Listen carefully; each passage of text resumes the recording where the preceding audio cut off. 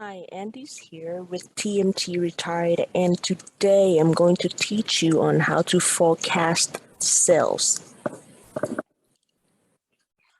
Okay, just so you know how we are getting the data here by getting the sales in quarter, right? Noticeable that this has been divided into four consecutively series, and the quarter is repeating itself in iteration. And this is the sales of Pfizer. First of all, we want to find a mean average. This is the first way for us to get a forecast of the revenue. So we want to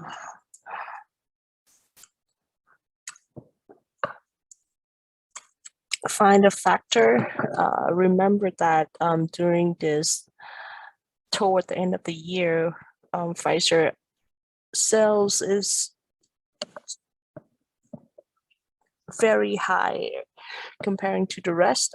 We want to tone this down a little bit by using this factor. Okay. We're going to find that is equal average if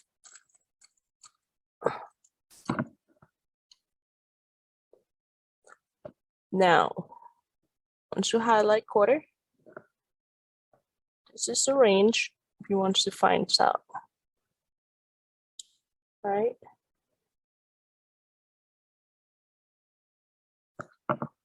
We want to fix this, which is a function at 4, comma.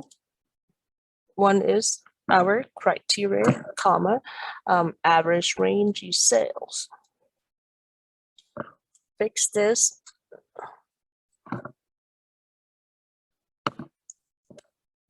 And then divide it by average sales. Again, fix this at 4, close parentheses.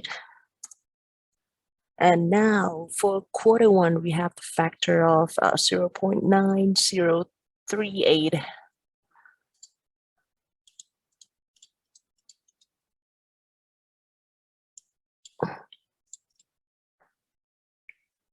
So what is this factor mean is that I'll take for first quarter, this is the another factor that it will generate and share it to all the quarter. Okay, so we want to de-season this.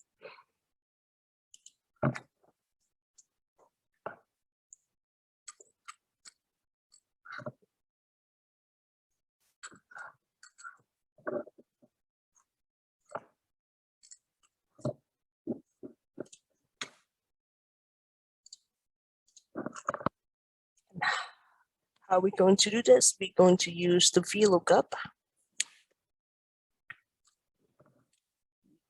Sales.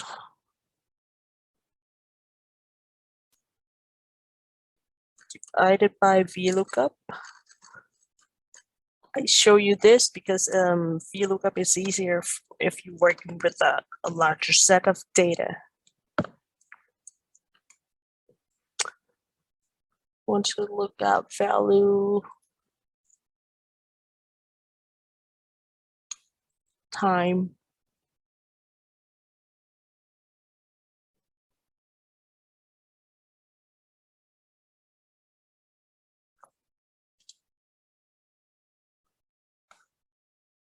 Okay, click on quarter 1, comma, table array.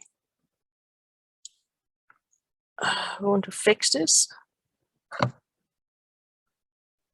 Comma, what is column index number 2, right? Because factor is located on column number 2. Comma, v1's false for exact match. So as you can see that the D season calculated sales is a bit increased from the real sales of Pfizer's. We want to double click that. You can see that it's kind of spread out, right? The number across the board by using the factors. All right. Okay. And now we want to forecast Q1 of 2022.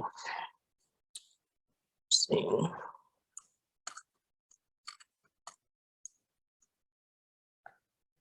What is X? Is time. What is known Y? Known Y is sales, right?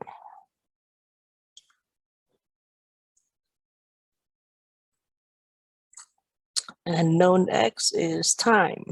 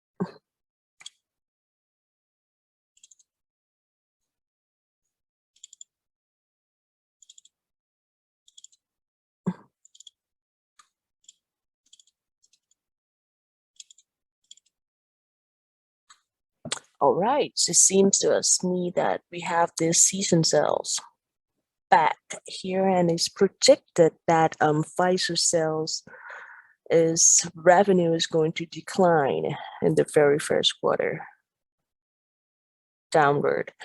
Okay. Another way of finding the sale forecast is called exponential smoothing. Okay.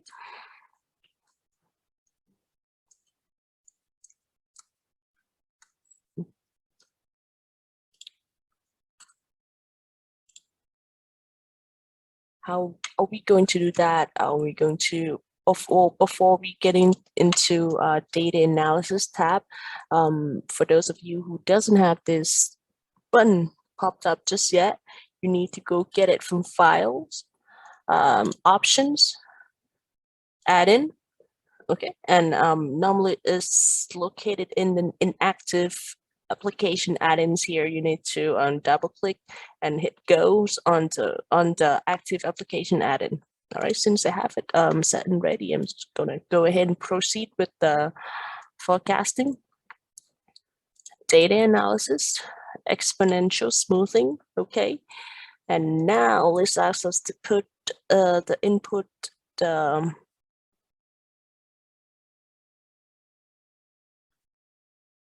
sales. Okay, so this is a sales.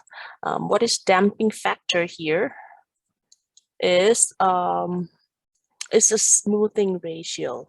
The least you are factoring this, the more it get closer to the real time. Okay, so for example, if you set it up as 0.3 in damping, meaning that its alpha is 0.7. And then output range is, I'm going to show you a little bit what does that mean, okay, on the damping factor. So output range, I want this to be here. Click OK, and before doing that, I'm gonna reset this currency real quick. Okay, so it seems to me that I have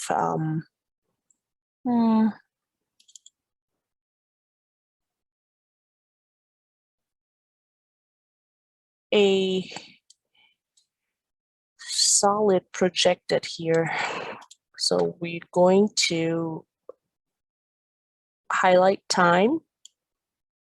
You're going to, while you do that, you're going to hit control so you can select multiple columns in the same time.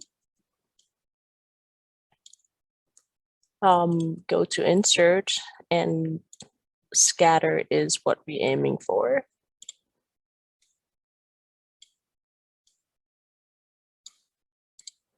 All right. So from the actual cells of Pfizer here, if you double click on the line, right click, you can definitely add the trend lines and